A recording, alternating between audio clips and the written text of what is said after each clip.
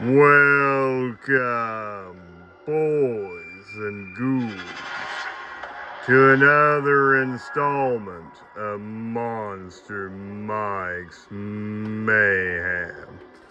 On today's special, kicking off the Halloween season of 2025, I'd like to talk about a lesser known Nightmare on Elm Street movie, the 1994 classic Wes Cravens' A New Nightmare. Back in 1994, this movie hit theaters. I remember going to see this when I was a teenager. I believe I was between the ages of 19 and 20. I'm not real sure. I could have even been 21 when I seen it. I seen it at a local, it was called Cinemark's Movies 8. I don't know if you monsters out there ever heard of that movie theater. It's still around to this day. I think they might have took one of them out, but there's still one not too far from my house. It was critically panned, not very great reviews on the movie back in 94, but Ruby's picked up this piece and produced it for Halloween 1994, and this thing was retailing at maybe between $12.99 and $15.99 back in 94. It goes anywhere with the tag or without the tag, upwards of $40, the low end on eBay, all the way up to $200 with a tag. It is a interesting collectible piece. I've not seen one in years, and I happen to be at a buddy's shop that I frequently go to, and he moved a few years ago, and I was able to pick this piece up in 2023 for 30 bucks. It's a better deal than even eBay prices, and it was from his actual shop. Doesn't have the hang tag from 94, but it is in mint condition, no rips, tears. The entire mask is in excellent shape from 94.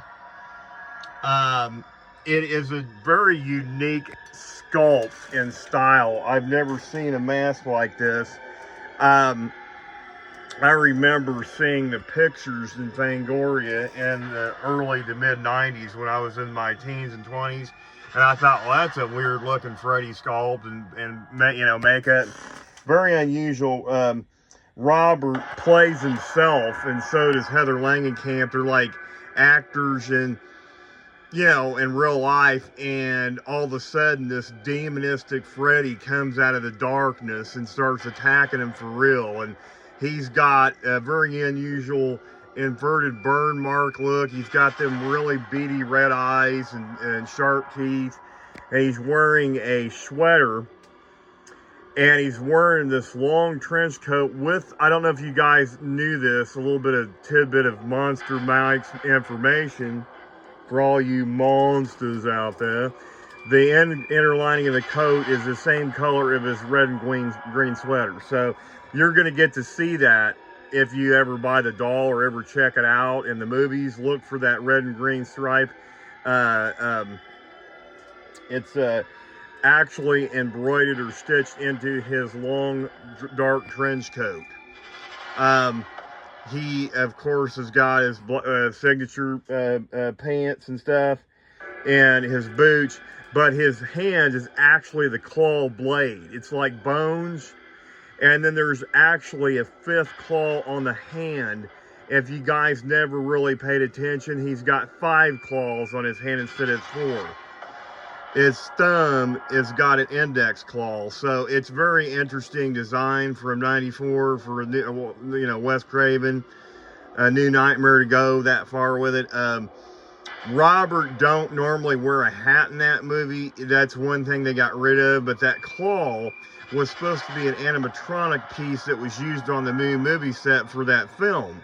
and the claw comes alive and kills Heather Langenkamp's special effects boyfriend in the movie, and it becomes its own like entity or something. And it's a very weird, strange movie from the 90s. I will say I would rather watch that movie 100 times than that silly 2010 remake. I don't know if you guys know what I'm talking about, that 2010 remake that came out almost 12 to 14 years ago.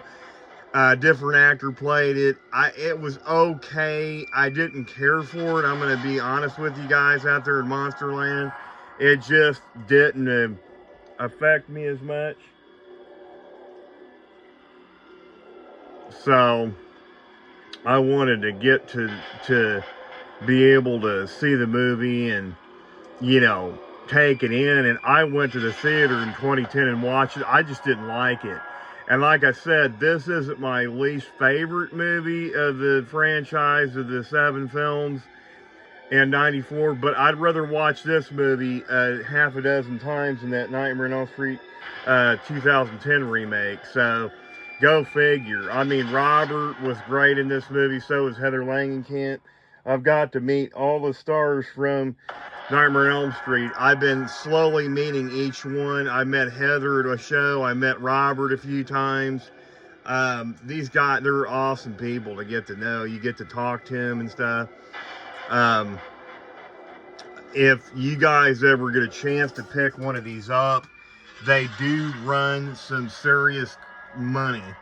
You're going to be paying upwards of $60 to $200 for one of these pristine ruby costume masks with or without the tag. The cheapest I've ever seen it was $40. I got it for $30 from my buddy's shop a couple of years ago. I was at his shop. He moved and he was having like a Halloween sale, and I grabbed it. I had to have it for my Freddy Krueger collection, even though that's not one of my favorite Freddy Krueger movies. It was still on my radar to get that mask. It's kind of hard to find out in the wild. To be able to walk into a shop and find it for $30 is just unreal. Again, this movie is really cool. I really enjoy the movie. It's a different take on the film. But if you guys like these videos, please like and subscribe. And until next time, kiddies, stay tuned and get monstified.